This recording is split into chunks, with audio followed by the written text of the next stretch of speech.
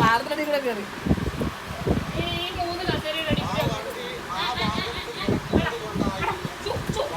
പറിക്കാൻ വേണ്ടി നോക്കി നിൽക്കും. രാവിലെ വായിരിക്കുന്നൊക്കെ നടക്കരുത്.